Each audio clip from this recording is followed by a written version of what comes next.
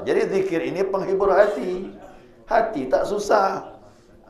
Yang penting kan hati kuncinya. Apalagi jami'us syattat, dan juga menghimpun hati yang bercabang-cabang, yang kacau, bimbang dan sebagainya. InsyaAllah fokus kembali kepada Allah. Ya, fokus cuma satu saja. Nah, sekarang dikatakan apabila orang yang berzikir itu ya telah bercampur dengan rohnya, ya.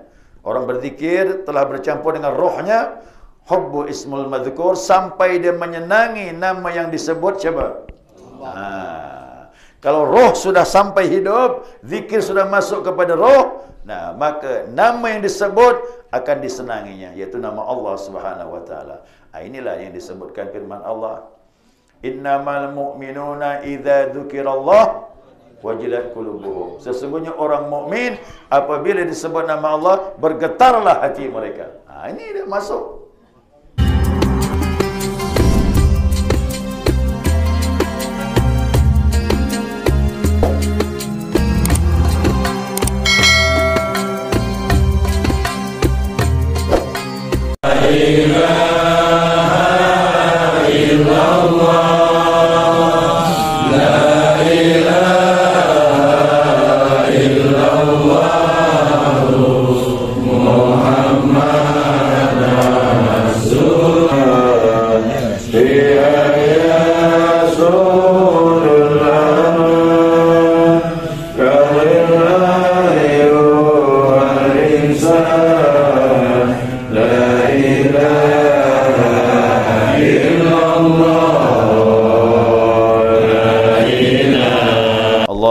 Salli ala nuril anwar wasiril asrar wa tiryakil aghyar miftah babil yasar sayyidina wa maulana Muhammadinil mukhtar wa alihi al-athhar wa ashabil akhyar adada ni'amillahi wa ibdalih. Subhanaka la ilma lana illa ma 'allamtana innaka antal alimul hakim. Allahumma dzakirna ma nasina wa 'allimna ma jahilna wa la hawla wa la quwwata illa billahil 'aliyyil 'azim. Qala musannif rahimahullahu ta'ala wa nafa'ana bi 'ulumihi wa anwarihi wa asrarihi fid dharain amin. Jamaah subuh rahimakumullah. Assalamualaikum warahmatullahi wabarakatuh.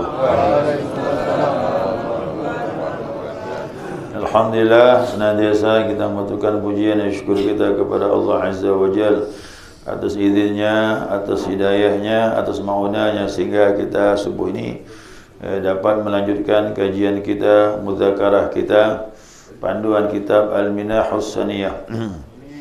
Lanjutan wa'lam, ya, ketahuilah. Maaf, wajma'ul qaumi ala anna dzikra mafatihul ghaib. Ya. Dan mereka juga telah sepakat, yang artinya ulama-ulama dalam ilmu tasawuf, ahli tariqah, para aulia Allah, mereka telah sepakat bahwasanya zikir itu mafatihul ghaib, ya, pembuka pintu ghaib. Nah, tapi itu bukan tujuan, tapi betul-betul itu atas izin Allah. Jadi orang berzikir itu macam-macam pemberian Allah. Kadang dibukakan pintu ghaib. Itu pun kalau udah siap. Kalau belum siap, berat. Artinya kita belum siap, mungkin kita tak mampu. Tapi pintu ghaib itu dibukakan karena Allah lebih mengetahui orang-orang yang telah siap untuk dibukakan mata hatinya. Nah, ya. Makanya jangan minta macam-macam.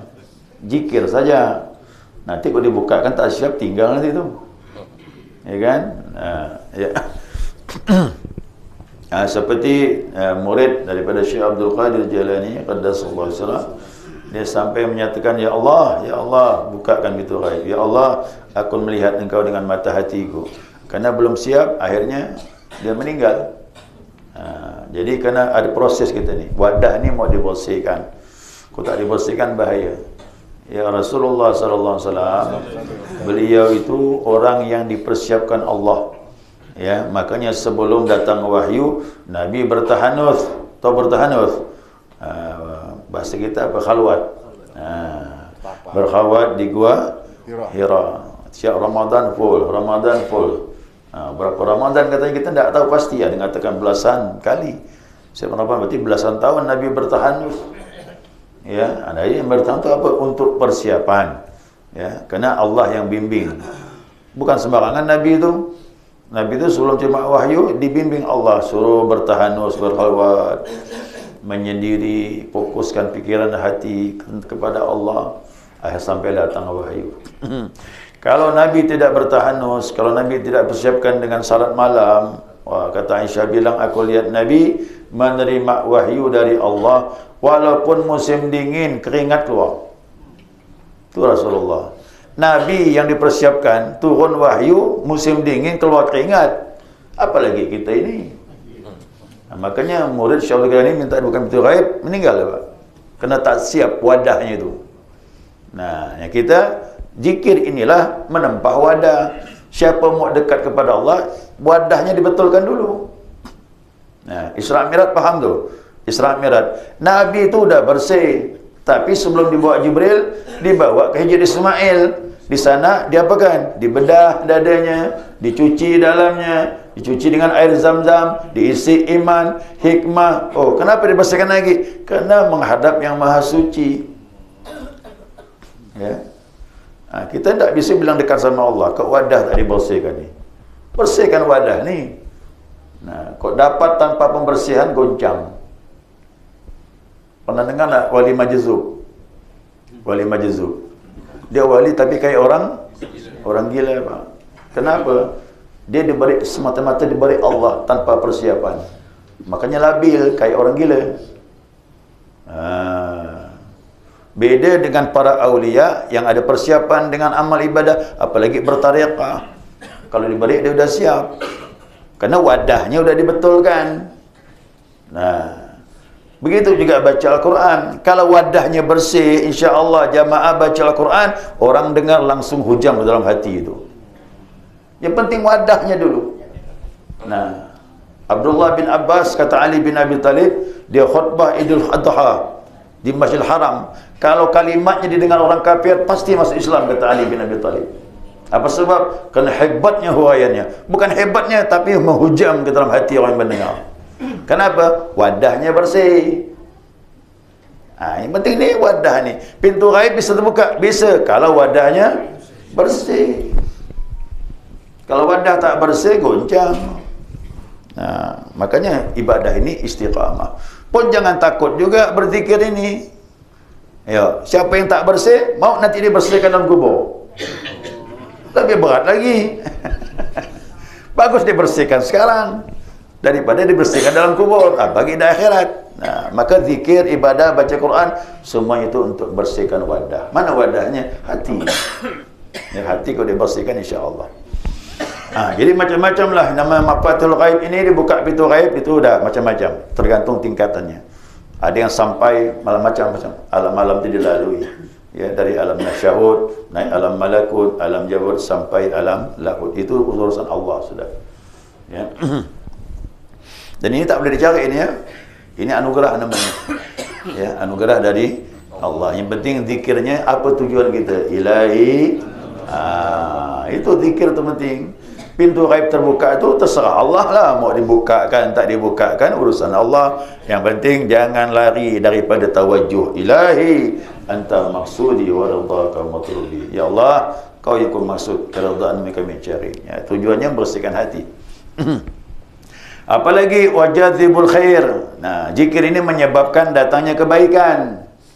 Insya-Allah orang berzikir, insya-Allah akan datang kebaikan.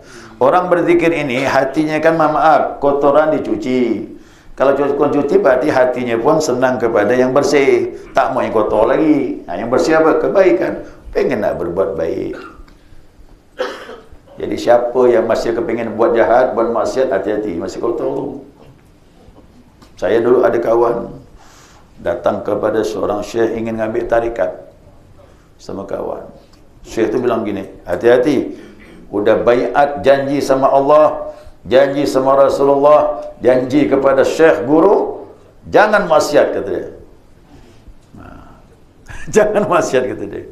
Kalau maksiat berarti melanggar janji. Kawan saya lari, tak jadi ikut. Nampak kau ni pengen nak buat maksiat lagi. Padahal guru bilang begitu supaya hati kita mantap mengamalkan. Jangan terfikir lagi macam-macam. Sampai sekarang dia tak mengamalkan tarekat. Takut dia. Berarti pengen nak buat maksiat masih. Itu janji begitu. Kan gitu. Namanya baiat itu kan janji. Janji taat sama Allah dan Rasul dan ikut guru yang betul. Guru yang mana? Guru yang ikut Allah dan Rasul. Itu dia. Ikut guru Allah dan Rasul. Ya, insya-Allah kebaikan datang. Pengen nak berbaik. Jadi ada seorang datang kepada Nabi. Macam mana ya Rasulullah? Aku ni dah mukmin ke belum? Karena ini maaf, kita berzikir ni dari muslim naik menjadi mukmin. Proses ni. Nah, kata Nabi bilang, kalau di hatimu senang berbuat kebaikan dan risih berbuat kejahatan, atau kau tak senang berkejahatan, tanamkan di hatimu, kau telah menjadi mukmin, kata Rasulullah. Jadi mukmin gitu cerminnya, pengen nak berbuat baik, buat jahat dia tak mau. Makanya zikir ini menjadi mukmin. Jadidu imanakum, perubah iman kalian. Iman tu apa? Mukmin. Kalau iman udah sempurna, mantap, bagus, pengen berbuat kebaikan, udah mantap dah, pengen buat baik. Apa pun nak berbuat baik. Tak ada waktu lewat kapan kecuali ingin berbuat kebaikan. Tak bisa lihat orang susah bantu. Tak bisa nengok waktu kosong isi ibadah. Begitulah dia. Ya. Nanti jamaah akan rasakan nanti. Zikirnya ada buah tu, kita jadi mukmin, pengen berbuat baik saja. Ya, yang hal tak baik tak mau. Ya, makanya nanti kita lihat hasilnya. Kalau ada orang berzikir sampai 2-30 tahun tapi masih tak nyakiti orang, tak ada hasil tu, berarti dia ngamalkan tak serius. Kalau ngamalkan serius betul, insya-Allah, ya, walaupun setahun 2 tahun, kalau serius ada hasilnya.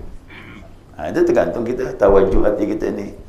Ya, man jahada fina lanahdiyannahum subulana. Siapa bersungguh-sungguh, nanti aku tunjukkan, kata Allah, jalanku ini. Ya. Kemudian lagi wa anisul mustauhish, yakni penghibur orang-orang yang susah. Susah apa?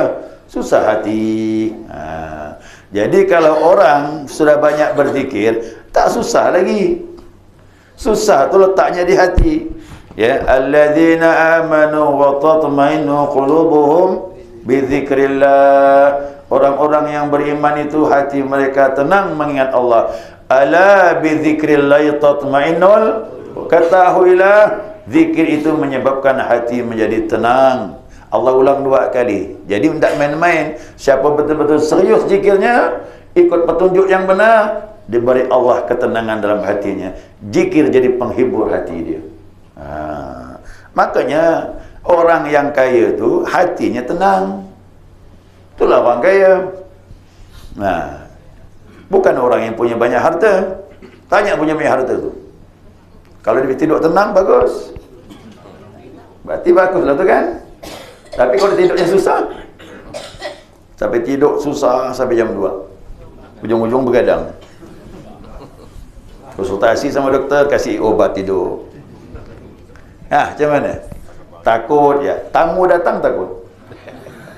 Apalagi tamu datang bawa map. Dah gonjang. Gonjang ganjing dia. Benar. Tak, kita serang. Saya pun sering tak datang ke tamu begitu. Kalau jelas kita berbaik sangka, kita kasih, tak masalah. Ya.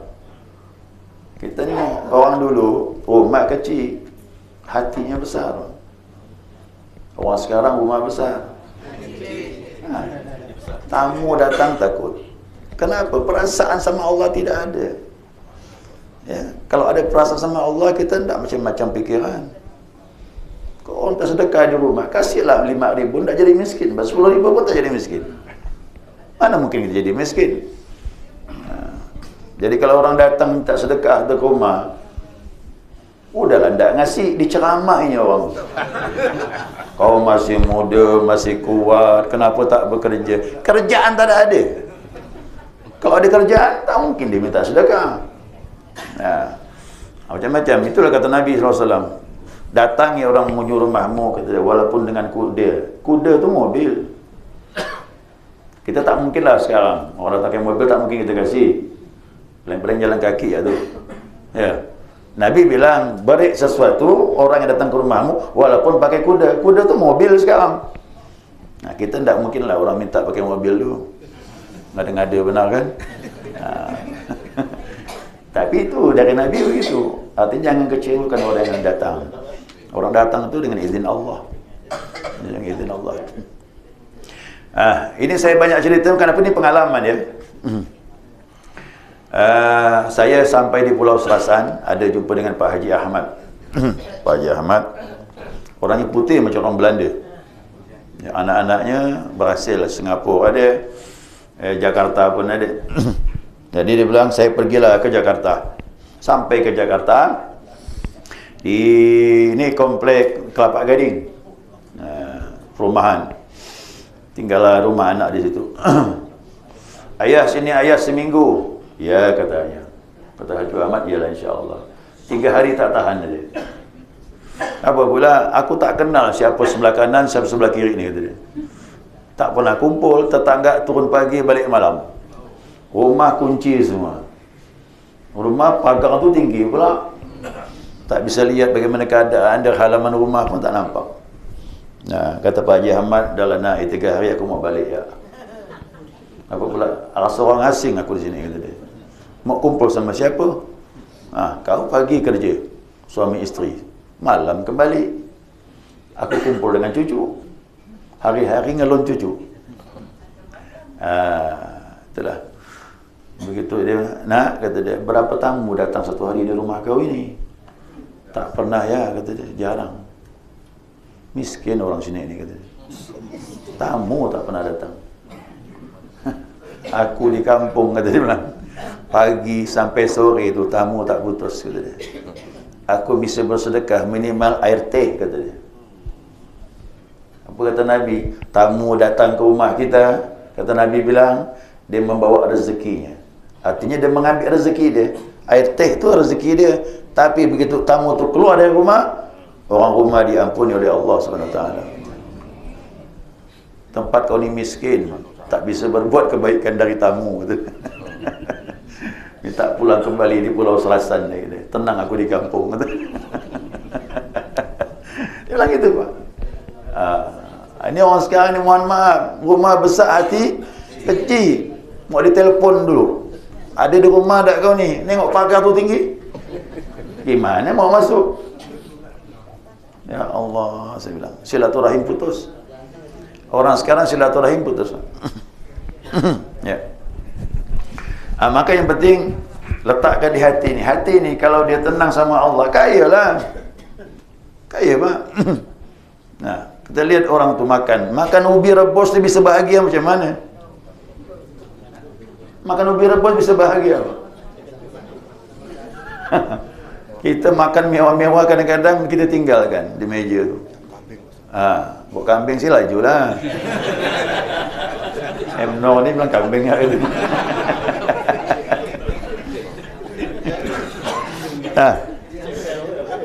Tidur nyenyak dan sebagainya. Ini saya katakan, Nabi berkata, laisal ghina min kathratil arad, innal ghina ghinan nafas. Orang kaya itu, kata Rasulullah, bukan kena mengumpulkan harta yang banyak dah. Orang kaya itu hatimu dengan Allah. Itulah ketenangan kaya hakiki. Dapat, alhamdulillah, sikit, alhamdulillah, sedang, banyak pun apakan lagi. Tapi ada orang yang dapat banyak, tak apa dia bilang bersyukur sama Allah, kurang. Dapat lagi kurang, dapat lagi simpan, dapat lagi simpan, dapat lagi simpan. Sedekah tak mau. Pertanyaannya, kalau orang kurang tu, merasa kurang tu, kaya ke miskin? Tapi biar harta pas-pasan, tapi merasa cukup, itu orang kaya. Orang kaya hakiki. Dan itu yang dikatakan Rasulullah SAW. Ya, sambungkan hati dengan Allah. Jadi zikir ini penghibur hati. Hati tak susah. Yang penting kan hati kuncinya. Apalagi jami'us syatat, dan juga menghimpun hati yang bercabang-cabang, yang kacau, bimbang dan sebagainya. InsyaAllah fokus kembali kepada Allah. Ya, fokus cuma satu saja. Nah, sekarang dikatakan apabila orang yang berzikir itu ya telah bercampur dengan rohnya, ya. Orang berzikir telah bercampur dengan rohnya, hubbu ismul madzukur, sampai dia menyenangi nama yang disebut siapa? Allah. Kalau roh sudah sampai hidup, zikir sudah masuk kepada roh, nah maka nama yang disebut akan disenanginya, yaitu nama Allah Subhanahu wa taala. Inilah yang disebutkan firman Allah, innamal mu'minuna idza dzukirallah wajilat qulubuhum. Sesungguhnya orang mukmin apabila disebut nama Allah bergetarlah hati mereka. Ini dia masuk. Dengar azan bergetar, dengar orang zikir bergetar, baca selawat bergetar. Apapun nama Allah disebut di sana, hati dia peduli. Jadi hati-hati ni. Disebut nama Allah, risau pula dia. Lari pula malah. Aduh. Itu mohon maaf, kita ni bukan kita merasa pandai, dah. Tanya diri kita ni, kenapa nama Allah disebut kau risih? Kalau selain nama Allah, maaf tenang-tenang je tu. Nama kawan disebut tenang, nama anak disebut tenang, nama apa lagi? Nama-nama selain Allah disebut tenang. Lagu dangdut pun tenang ya ada. Tapi begitu sebut nama Allah, risih pula. Beri alasan, ganggu orang kata dia. Ini alasan dibuat-buat ni. Padahal mohon maaf, Allah bilang kalau orang mukmin benar disebut nama Allah, bergetar hati dia. Tak usah kita nuduh orang, kita tanya dari masing-masing siapa dia di dalam hati kita ni. Mukmin, maaf sebaliknya. Agak kasar ni Pak ya, mukmin atau kafir. Bukan kafir. Mukmin atau munafik. Orang munafik itu sebab nama Allah risih dia. Tapi orang mukmin, dari mana pun datang nama Allah, dari mikrofon ke, tawah waktu azan ke, senang ya tu.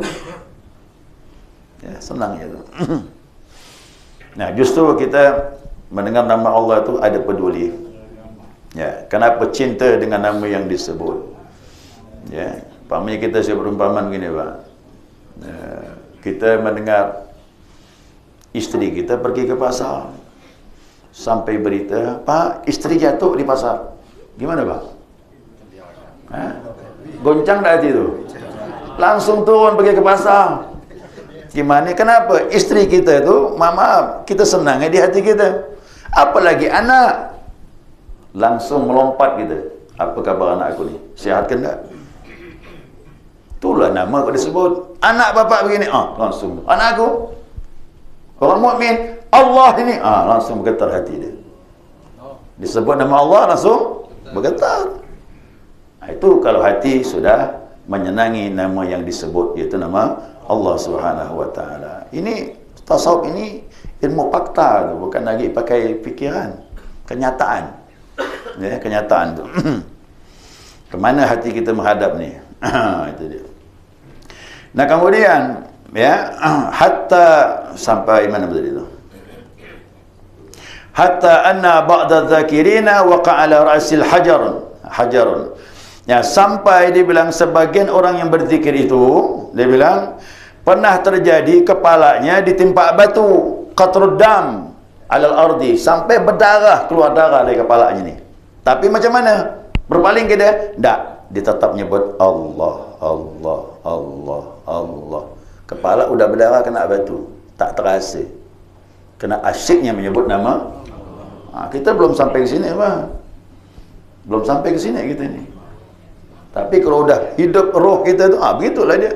Lupa dengan sekeliling, asyiknya menyebut nama Allah Subhanahu wa taala. Seperti makan. Orang makan macam mana? Bosan nak makan, Pak? No. Pernah jemur tak makan? Tak semuanya sama ke? Ya kan? Pernah tak bosan makan? Gitulah dia. Orang berzikir itu kayak makan dia. Tak pernah kenyang, waktunya makan. Terus zikir. Gitulah dia. Tak bisa dihindari lagi itu. Ya. Falau lam yakun min syarafil dzikri illa annahu la yuqitu biwaqtin lakana dzalika kifayatun fi syarafihi. Nah, kata ulama bilang apabila tidaklah terjadi dari kemuliaan zikir melainkan dia tak ditentukan waktunya, itu sudah memadai sebagai kemuliaan. Ayo, semua ibadah ada waktunya? Ada tak? Ada. Salat fardu ada waktunya? Ada. Salat duha? Ada. Tahajud? Ada. Salat tahiyatul masjid? Ada. Sebab masuk masjid. Sunat wudu sebab berwudu. Dan semua ibadah itu ada waktunya, termasuk salat Idul Adha dan sebagainya. Pergi haji ada waktunya? Ada. Zikir tak pakai waktu. Makanya zikir ini tak berwaktu. Kapan saja boleh. Alladzina yadhkuruna Allaha qiyaman wa qu'udan wa 'ala junubihim. Orang ingat kepada Allah berdiri, duduk dan berbaring kapan pun boleh. Ini satu kemuliaan, kata ulama bilang. Dia tak pakai kaidah, tak pakai ikatan waktu, terserah. Sampai buang hajat pun boleh ingat Allah. Tapi dengan hati, jangan dengan mulut. Ya. Jangan salah faham ni. Saya ni takut salah faham. Ustaz awak mengajarkan boleh berzikir dalam WC. Maksud saya itu hati, bukan mulut. Ya, kalau dengan mulut tak boleh. Ya. Jadi saya punya jamaah betul, dah meninggal dia dulu gitu dia. Dia bilang, saya buang hajat ni Ustaz. Hati ni nyebut Allah, bukan saya suruh, kata dia. Kalau hati bisa nyebut Allah tanpa keinginanmu, itu urusan Allah, bukan urusan kita lagi. Nah, dia tak bisa diam lagi dah tu. Mulut tutup, lidah rapatkan, udah. Dia menyebut sendiri. Tanpa kita bantu pun sudah hidup dah dia. Oh, dia bingung. Kok di WC bisa keluar ni, Pak? Biarlah, itu urusan Allah. Artinya Allah sudah mengajar kita di mana pun tempat, kita tak bisa lagi lupa kepada Allah. Saya tanya jemaah sekalian, ada tak orang meninggal dalam WC? Ha? Kalau tidak ada zikir khafi dalam hati, bahaya Pak. Matinya su'ul khatimah. Nah, takut mengucap dengan mulut tapi hati tidak lupa, tidak masalah. Matinya husnul khatimah. Banyak orang terpeleset kamar mandi di WC meninggal. Kau amalkan tarekah ni aman. Dimanapun kita dicabut roh kita siap, hati kita sudah bersama Allah Subhanahu Wa Taala. InsyaAllah mudah-mudahan hati kita bersama Allah. Ya, ya. Wa jama'u ala annahu la yanbaghi tarkuhu. Maka mereka telah sepakat sesungguhnya tidak layaklah meninggalkan zikir walau ma'al ghaflati, sekalipun lalai. Nah, semua orang berzikir tahap awalnya pasti lalai. Nyebut Allah, lalai. Tak masalah, teruskan. Siapa istiqamah bersungguh-sungguh, nanti Allah angkat. Dari lalai menjadi ingat. Dari ingat menjadi sadar adanya Allah. Dari sadar, lupa kepada selain Allah. Naik derajat zikir ni. Begitu kata kitab Al-Hikam tu. Kata Al-Hikam menyatakan, orang yang berzikir kepada Allah lalai lebih baik daripada orang lalai tak berzikir. Nah, dengar tu baik-baik. Saya ulangi lagi ya. Saya ulangi lagi. Orang lalai ya berzikir lebih baik daripada orang lalai tidak berzikir. Di mana kebaikannya? Nah, dalam kebaikannya mulutnya masih ditakdirkan Allah, ingat Allah walaupun hati lalai. Nah, nanti lambat laun dengan izin Allah diangkat dari lalai menjadi ingat. Udah masuk zikir dah tu. Dari lalai kepada ingat jadi ingat. Udah zikir dah tu. Karena zikir itu ingat. Nah, cukup situ enggak. Dari ingat naik lagi menjadi sadar. Ya Allah itu sadar adanya Allah. Mulai merasakan. Nah, merasakan Allah. Dari sadar adanya Allah, naik lagi menjadi lupa kepada selain Allah. Ini tadi itulah yang berzikir, kepalanya kena batu, keluar darah, tapi mulut tetap ingat Allah.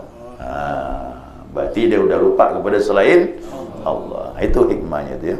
Mudah-mudahan ya, Allah giring kita kepada hati yang lalai menjadi ingat kepada Allah Subhanahu Wa Taala. Ya, saya kira cukup. Selesai sudah pembahasan kita ini, dapat dipahami. Ya, mungkin ada pertanyaan? Satu saja boleh?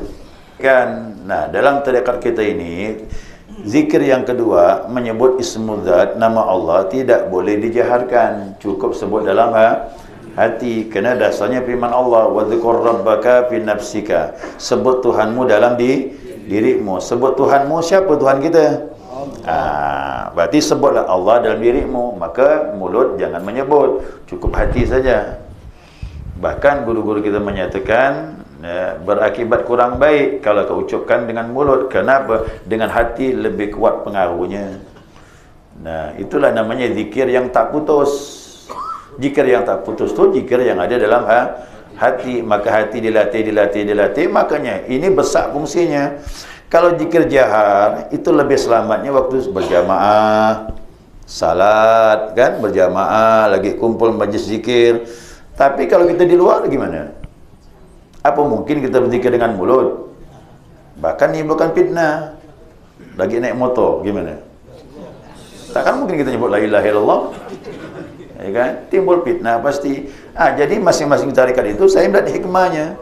Zikir khafi itu nama Allah tak putus kapan saja, dalam masjid, luar masjid, jalan. Ini lebih selamat karena orang tak tahu kita berzikir. Ini pekerjaan hati. Tapi kalau zikir jahar ini di mulut, nah, dudukkan pada tempat-tempat yang tidak menimbulkan fitnah. Setelah salat, waktu kita punya hajatan, waktu maulid Nabi, silakanlah. Yang jelas ini memang tempatnya untuk berzikir berjamaah. Tapi selain itu, maka zikir khafi lebih selamat. Dan zikir khafi ini tak boleh putus sampai kita mau tidur pun. Itu zikir khafi jalan terus. Maka dilatih. Kalau tak dilatih, tak biasa dia. Kalau sudah terbiasa, maka dia tak putus berzikir. Ya. Jadi kita ikut aturan. Guru dah mengatur seperti itu, mursyid dah mengatur seperti itu, ya kita lakukan seperti itu. Karena masing-masing punya hikmahnya, ada hikmahnya. Zikir jahar dengan zikir khafi. Assalamualaikum warahmatullahi wabarakatuh. Kepada Allah, katakanlah kita masih dalam tahap level seperti ini, minta dibukakan kalau seperti tadi itu kan Allah yang beri. Tapi kita berdoa minta kepada Allah agar dibukakan pintu ghaib. Pintu ghaib. Atau katakanlah alam malakut misalnya. Ini kan bisa saja kalau ini dibukakan, iman kita akan bertambah, meningkat seperti itu. Apakah boleh, Pak Ustaz? Ya. Tak masalah. Secara ilmu hakikat tak boleh bermasalah. Di mana bermasalahnya? Nah, orang berzikir itu tujuannya apa? Tujuannya apa? Untuk usul kepada Allah. Ya, sampai dekat dengan Allah. Jadi alam malakut itu masih terbatas. Masih terbatas. Berarti makhluk alam malakut itu. Apalagi orang beribadah ada tujuan selain Allah Subhanahu Wa Taala. Nah, makanya Abu Yazid, ini kita belajar dari Abu Yazid. Ini kalau kita mau tahap awalnya bagus, akhirnya pasti bagus. Abu Yazid kan gini, dibukakan Allah, alam malakut dibukakan, alam jabarut dibukakan, terus nih surga neraka dilihatkan, lauh mahfuz pun dinampakkan. Abu Yazid tu kan orang sembarangan tu, wali besar.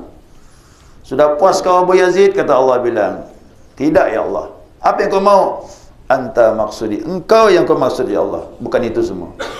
Gimana tu Pak? Bersihnya niat dia tu. Dilihat macam-macam dah tu. Kok kita silah situ lah kita berhenti kan? Ya kan dihibur dah tu. Macam-macam alam dibuka. Nah, itu pemberian. Terserah Allah beri. Tapi tetap jangan berhenti di situ. Terus. Nah, itu menunjukkan bahawa tujuannya itu murni, bersih. Itu dikatakan ikhlas. Allah semata-mata tujuannya. Nah, jangan buat jamaah bilang, waduh, kok aku ikhlas ni dapat apa aku ni? Ikhlas tu dapatnya lebih banyak daripada orang minta. Ya, coba lihat para awliya tu. Ya. Para awliya pada akhirnya hidupnya pasti senang. Ya. Walaupun tahap awalnya susah.